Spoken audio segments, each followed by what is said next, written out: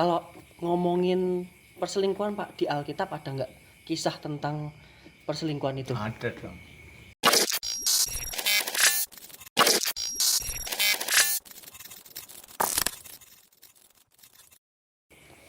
Wis jo ngono kuwi ora apa-apa. Tenane. Wes kene. Iya, iki spesial kowe. Wih mantap. Panas banget itu. Oh iya hatimu to. Hatimu. Oh iya ding. Heyo. Ketemu lagi sama saya Samuel di Gesit Gerbang Sharing and Spirit. Ini episode perdana kita untuk podcast gereja kita. Di dalam podcast ini kita akan membahas banyak hal yang unik dan menarik di dalam kehidupan kita sehari-hari, dan yang pastinya akan kita juga lihat dari sudut pandang Alkitab. Kali ini saya sedang di Aringkringan dan kita kedatangan tamu yang spesial banget. Beliau adalah seorang gembala sidang dan juga pendeta yang cukup hits di kota Yogyakarta, Bapak Martinus Sumendi. Selamat datang Pak Martinus Sumendi. Terima kasih Mas Sam.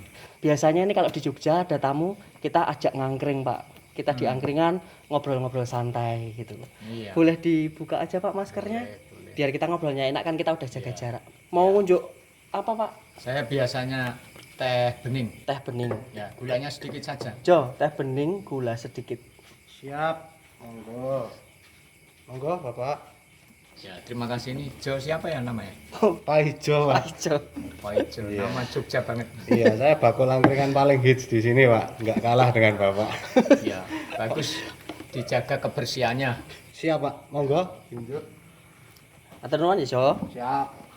Pak, kita ngobrol tentang yang saat ini lagi banyak beritanya nih Pak. Lagi sering banget kita dengar, apalagi di TV, di infotainment, di berita-berita online seperti itu. Ada artis yang ketahuan selingkuh nih Pak.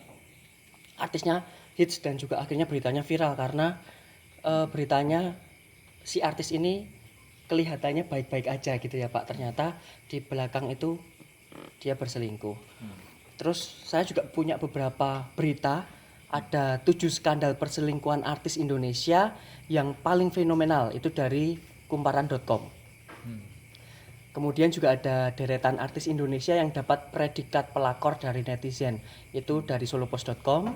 Kemudian ada juga 5 artis yang diterpa isu jadi orang ketiga atau pelakor paling fenomenal dari insertlife.com.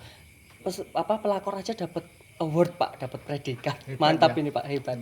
Zaman milenial ya. Zaman milenial betul. Kalau menurut Bapak, pengertian selingkuh itu apa Pak? Ya, kalau kita tinjau dari Kamus Besar Bahasa Indonesia, itu selingkuh itu artinya suka menyeleweng. Ya, selingkuh itu suka menyembunyikan sesuatu untuk kepentingan diri sendiri. Itu selingkuh.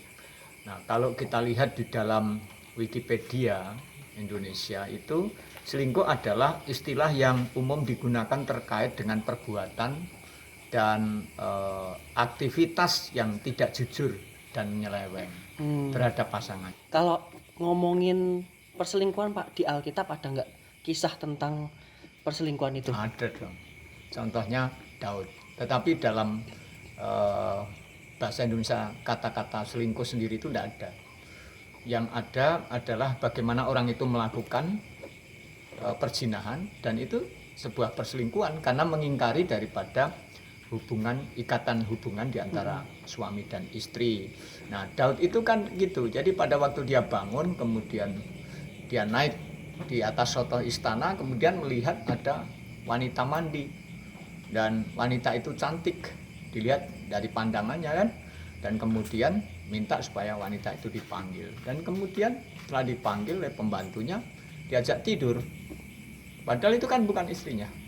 Kemudian wanita ini bagaimana supaya bisa menjadi istri Daud, tidak ada yang tahu, karena kemudian orang itu bilang, ditanyain siapa wanita itu, kemudian oh itu orang Het, istrinya Uria, dan kemudian Uria dipanggil oleh Daud tanpa sepengetahuan orang lain nih, diangkat menjadi pemimpin seorang prajurit, dan kemudian berjuang di garda terdepan, dan kemudian mati. Orang tidak ngerti, tapi itu rekayasa yang dibuat oleh Daud karena apa? Mengingini daripada istri Uria ini, dan kemudian jadikan menjadi istrinya. Dan Itu yang terjadi. Dan itu perselingkuhan, itu Perselingkuhan. perzinahan. Berarti berdosa ya Pak? Berdosa dong. Kalau dari cerita Daud ini Pak, ada konsekuensi yang diterima Daud nggak Pak? Ada. Kalau kita baca di dalam 2 Samuel 12 ayatnya 14, ya, 2 Samuel 12 dan 14, saya akan bacakan Alkitab begini. Walaupun demikian, karena engkau dengan perbuatan ini telah sangat menista Tuhan, pastilah anak yang lahir bagimu itu akan mati. Waktu itu ditegur oleh Nabi Nathan. Dan konsekuensi yang harus diterima oleh Daud, anaknya mati. Itu akibat dari apa yang dilakukan oleh Daud. Ada konsekuensi. Ada konsekuensinya. Iya. Monggo sambil diunjuk Pak. Iyalah. Kalau selingkuh itu kan berarti di saat kita punya hubungan, entah itu pacaran apalagi yang menikah, sudah terikat janji di hadapan Tuhan, gitu ya Pak. Itu Hanya ada perbedaan antara pernikahan dan janji pernikahan dan gimana itu Pak? pacaran gitu. Kalau di masa pacaran ya memang sudah ada janji mengikat, tetapi pacaran itu kan satu posisi atau satu tahap, ya, proses di mana kedua si joli ini, baik wanita dan pria ini, untuk saling memahami dan mengerti, yang kemudian apakah ini cocok menjadi pasangan saya, dan kemudian masuk ke jenjang pernikahan. Itu pacaran, dan pacaran masih bisa putus gitu. Berarti pacaran itu kita masih bisa menguji nih pasangan kita Iya, setia sebagai apa enggak. bagian daripada untuk menguji ini cocok atau tidak. Tentunya ya didoakan, kemudian di posisi pacaran ini apakah kita semakin setia dengan Tuhan atau tidak. Itu menjadi ini juga bagaimana perangai pacar kita itu kan juga menjadi pertimbangan-pertimbangan. Dan kemudian kalau sudah masuk dalam pernikahan sudah beda lagi, ikatannya sudah begitu kencang, dan apa yang dipersatukan Tuhan kan tidak boleh diceraikan. Betul. Gitu kalau di pernikahan. Maka harus dijaga pernikahan itu dengan baik. Jangan sampai kemudian muncul perselingkuhan tadi, perzinahan tadi. Itu dosa. Gitu. Kalau teman-teman saya ini kan kebanyakan mereka bergejolak nih Pak. Rumput tetangga lebih hijau gitu ya Pak. Kalau mereka tetap nekat nih, mereka udah tahu selingkuh itu dosa, selingkuh itu bentuk zina. Kalau tetap dilakukan, kira-kira dampaknya di masa sekarang ini apa Pak? Kalau dulu kan Daud tadi sudah dijelaskan. Kalau dampak yang terjadi di masa-masa kita sekarang ini, Ya, dampaknya tetap sama, cuma mungkin konsekuensinya yang berbeda dengan konsekuensinya Daud. Gitu loh. Artinya, oh nek saya selingkuh anak saya mati, ya belum tentu juga, tapi tetap ada konsekuensinya. Nah, kalau konsekuensinya apa Pak? Gitu. Kalau secara jelas apa yang akan diterima oleh keluarga per keluarga yang melakukan selingkuh, saya tidak tahu. Disurvei aja kemudian keluarga itu, kemudian konsekuensinya apa gitu. Tapi paling tidak saya bisa melihat satu, ya, hubungan dengan Tuhan pasti terkendala. Baik Ada itu batasan doa gitu ya, persekutuan dan lain sebagainya. Itu ada hubungan yang kemudian karena Terbatas. adanya perilaku dosa tadi itu menjadi tidak intim, tidak sejahtera gitu ya, tidak sejahtera. Dan kemudian secara sosial orang yang tahu, ya kan, nah kita malu gitu ya, atau ada orang juga yang tidak tahu malu gitu ya. Nah tapi paling tidak kan diketahui orang, dibaca orang juga secara sosial dan masyarakat, itu juga ada dampak pada diri kita. Belum lagi keluarga besar, termasuk Aib juga itu kena ya, Pak. aibnya, Iya, aib dalam betul. keluarga nih, anaknya siapa, keluarganya siapa. Dan yang berikutnya lagi itu juga bagaimana terhadap gereja, terhadap persekutuan iman kekristenan. Itu akhirnya gereja tidak menjadi berkat, karena persoalan-persoalan itu yang kemudian tidak mengikuti apa yang menjadi tuntunan Tuhan. orang biasa aja kena sanksi sosial ya Pak, apalagi artis-artis yang tadi ada beritanya tadi itu pasti lebih ngeri lagi kena Ya, sanksi karena sosialnya dia ya Pak. kan public figure. Iya, apalagi netizen Indonesia tuh sedikit mengerikan gitu ya Pak. Iya. Ya, itu yang terjadi. Tahun 1000 ini wah ada tambahan jajanan. Nah. Oh iya. Monggo, Ini Pak. baik juga ya Pak Ijo. Wih, baik banget, baik Iya, Pak. ganteng. Yes, Baik. kamu itu. Ada jajanan tapi Gratis kalau loh. diambil tidak dibayar, ya Ya, jadi Dia bilang kedua. waktu makan Pak gratis gitu ya. Habis itu baru Habis Tapi itu. waktu mau pulang Pak belum bayar. Di sini tertulis ya Pak, no bond Pak. Ya, pinter. Ya Pak, saya kok mendengar ini pembicaraannya sangat seru dan begitu apa ya, sensitif ya tentang perselingkuhan ya itu. Kelihatannya kamu sendiri mengalami ya. Wah ya kok tahu ya Bapak itu peramal ya. Ya bukan, karena kamu sendiri udah kelihatan dari Wah, raut mukanya itu iya, kelihatannya Pak. orang-orang yang lagi menghadapi korban apa tersangka ini, masalah. Ya, kita lihat dulu gitu, mau bicara apa katanya Ya tertarik. saya itu nganu Pak, saya itu jadi korban perselingkuhan. oh Pak. tenan nih. Wih, tenan iki iki lak ngono kuwi Iya, lho iya, ya iya. lho. Si kuwi lho Yanti kae lho. Selingkuh? Oh selingkuh lah, itu gimana Pak? Kasihan ya, Pacar saya ganteng-ganteng itu diselingkuhi gitu ya. Ya. berat nih kepala saya. Ya, jadi korban, kalau kita berbicara korban itu maksudnya orang yang pasangannya berselingkuh kan gitu kan. Nggih. Ya. Gini Mas Paijo, jadi kalau dirimu jadi korban, sekarang sedang dalam pacaran nih. Nggih, Ya, saran ya Pak. tahu dulu bahwa pacaran tadi kan saya sudah jelaskan bahwa itu tahap di mana kita saling menguji, memahami terhadap pasangan kita sebelum masuk ke jenjang pernikahan. Nggih. Nah, oleh karena itu perlu berdoa dan berpikir secara masak-masak apakah pacarmu itu yang kemudian menyelingkuhi dirimu itu pantas lah Masih harus dipertahankan apa enggak? dipertahankan atau tidak gitu. Kalau misalkan dalam pacaran saja kemudian sudah mengingkari perjanjian dengan dirimu gitu. Nah, itu artinya bahwa dia memiliki masalah. Ya. Entah itu dia menyelingkuhi dirimu karena dirimu tukang angkringan dianggap kurang berpenghasilan Padahal cabangnya banyak loh ini Pak angkringannya. kamu jadi kamu perlu berpikir dan hati-hati Nggih, Pak. di dalam berpacaran. Yang penting dirimu tetap berada pada jalur kebenaran di dalam Tuhan. Jangan mengingkari hubungan apa yang sudah dibangun. Dan kalaupun harus putus dengan baik. Bicarakan dengan baik bahwa kita ini ternyata tidak cocok. Mungkin dia lebih cocok dengan dia, ya harus ikhlas. Berani berpacaran tuh berani putus. Tapi kalau sudah masuk dalam rumah tangga enggak boleh. Berani berumah tangga, berani cerai, enggak boleh. Wah, itu dosa, Pak. Mumpung masih pacaran Mumpung Jo. masih pacaran. Masih pacaran harus memahami dengan baik. Oh, lah. Nggih. Apik. Ya apa? Harusnya yang ditanya dari sisi tersangka Pak.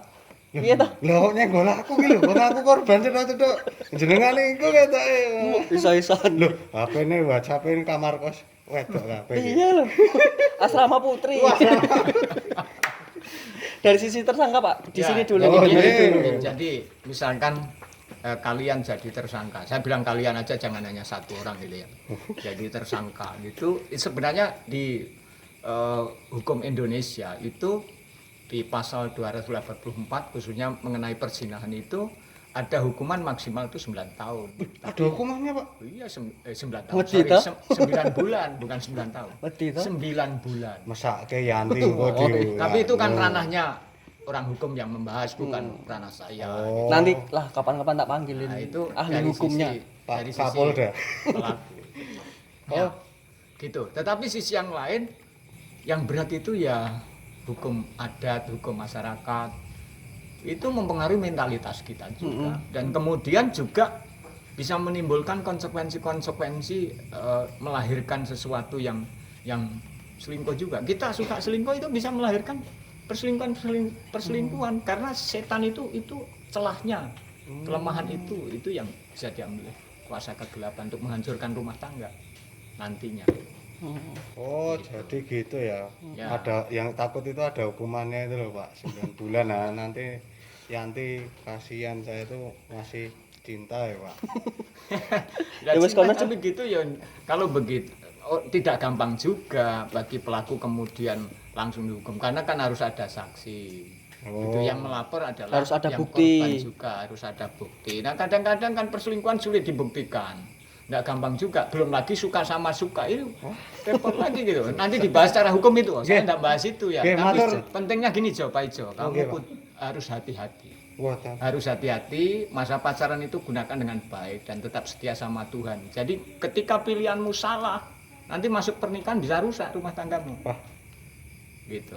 wedi aku. Jadi kekristenan itu ketika masuk dalam pernikahan bukan uji coba. Kalau cocok lanjut, kalau tidak kembalikan ke orang tuanya. Enggak bisa begitu. Karena tadi loh, apa yang sudah dipersatukan Tuhan tidak boleh Boleh diceraikan. diceraikan manusia. Bisa so dipikir, Jo. Main-main. Oh, nggih. Pikir-pikir lagi. Nggih, matur nuwun Pak Pendeta untuk pencerahannya. Ya, Saya jadi semakin- mikir angkringan, tapi juga mikir masa depanmu dengan baik-baik, Jo. Yanti, goodbye my love. Wes, kan Jo. kerja sih. Kono lanjut. Pak, boleh dibagi tips dan triknya untuk biar kita bisa menghindari perselingkuhan itu, Pak? Iya, jadi saya akan bacakan satu ayat dalam Ibrani pasal 13 ayat 4. Itu begini. Hendaklah kamu semua penuh hormat terhadap perkawinan dan janganlah kamu mencemarkan tempat tidur sebab orang-orang sundal dan berzina akan dihakimi Allah. Jadi artinya kita tidak boleh main-main ketika sudah membangun sebuah ikatan, apalagi dalam Pernikahan. perkawinan, dalam pernikahan. Nah, karena ketika kita melakukan zina kita dihakimi oleh Allah. Ada konsekuensi yang harus kita terima. Konsekuensi itu bisa terjadi terutama pada diri kita. Kita tidak sejahtera hubungan tadi dengan Tuhan. Nah, ini belum lagi nanti kepada anak-anak kita bisa menjadi bingung gitu karena orang tuanya tidak bisa menjadi teladan yang baik. Belum lagi gereja gitu ya. Gereja itu kena imbasnya loh dari jemaat yang melakukan perselingkuhan dan perzinahan itu. Kemudian masyarakat juga membicarakan kita. Kena imbasnya juga itu penduduk di mana gitu ya. Di daerahnya mana gitu. Coba kasih Google Map-nya lah, repot lagi kan gitu. Jadi itu yang konsekuensi yang kemudian bisa kita terima. Maka perlu dipikirkan dengan baik. Ya. Oke, siapa? Intinya jangan selingkuh karena selingkuh itu perbuatan zina dan pasti berdosa ya, Pak. Nikmatnya sebentar, gitu ya. Tapi akibatnya, dampaknya itu bisa panjang, gitu ya. Jadi oleh karena itu triknya begini, perlu berdoa. Pertama berdoa. Kalau misal kamu cari pasangan hidup, ya didoakan pasangan hidupnya. Buat kriteria enggak apa-apa, tapi kriteria yang paling utama adalah takut akan Tuhan. Itu kunci. Yang berikutnya adalah jangan meninggalkan persekutuan. Ya, tinggalkan itu. Belajar firman Tuhan, memahami arti kebenaran firman Tuhan. Dan berikutnya juga bisa konseling. Bisa konseling dengan hamba Tuhan, orang-orang yang memang membahas berkenaan dengan kondisi situasi seperti itu bisa memberikan menjadi fasilitator, bukan memberikan jalan keluar. Jalan keluar itu ketika kita konseling ya Tuhan dan diri kita sendiri. Gitu ya. Nah itu, dan bergaullah dengan orang-orang yang dewasa rohani. Ketika kemudian kita ini hidupnya rusak, maka ada salah satu pertanyaan, dulanmu nang endi gitu. Nah kamu itu sering nangkring di mana kan gitu. Pergaulan yang buruk merusak kebiasaan yang baik ya, Pak. Itu dia. Ya, jadi harus jelas juga di situ. Itu trik-trik untuk mengatasinya gitu. Dan berdoa tadi bukan hanya jam-jam doa loh. Jam doa Rabu, Minggu, ibadah saja. Setiap saat, di mana saja, kapan saja kita berdoa. Tuhan enggak bisa dibatasi dan kita bisa berdoa kapan saja. Bahkan dalam perjalanan hidup kita, supaya Tuhan bimbing kita. Bangun tidur pun Tuhan berikan hikmat buat saya untuk kemudian menghadapi kondisi situasi. Gitu. Itu kuncinya. Kalau boleh ditarik kesimpulan, Pak, biar tak jadikan pedoman gitu. Ya, jadi kesimpulannya begini. Perselingkuhan itu sama dengan perzinahan. Dan itu apa? Dosa. Dan dosa itu ada konsekuensi. Jadi ketika engkau memasuki dalam pernikahan, diawali dengan pacaran, disitulah pahamilah dengan baik. Supaya kemudian rumah tanggamu diberkati dan hidupmu menjadi berkat. Intinya itu. Siap. Terima kasih banyak, Pak, pencerahannya. Sama-sama. Sore ini berfaedah banget obrolan kita. Ya, sama-sama. Jo, bayar Jo. Nggih, Sekalian gue Pak Pendeta Jo. Pak Pendeta. Saya bayar sendiri aja. Oh, enggak, Pak. Enggak usah, Pak. Karena Ya, Bapak saya. kan sudah memberikan siraman. Tadi tamu kok ya. Iya, Kamu itu di sini dibayarin. Wah, Iya. bayarin. Bayar lho, lewe iki urung lho. Bayar. Mau Pak Pendeta piro? Pendeta rasa. calon pendeta. Wow ya berarti ngono tak korting lah dadi 50.000 ya. Wis ya. Nuwun lho. Nuwun, thank you. Yes, nggih. Matur nuwun nggih, Pak. Ya. Sampai sama-sama, jumpa sampai- lagi nanti kita di Iya, obrolan ya, kita boleh. berikutnya. Nanti di obrolan yang lain boleh silakan kita berbagi karena Siap. saya lebih dulu saja mempelajari gitu ya dan ada beberapa pengalaman sedikit pengalaman yang bisa dibagi begitu ya Jo. Makasih Jo. Wis, Jo. Makasih Pak, monggo Pak. Ya.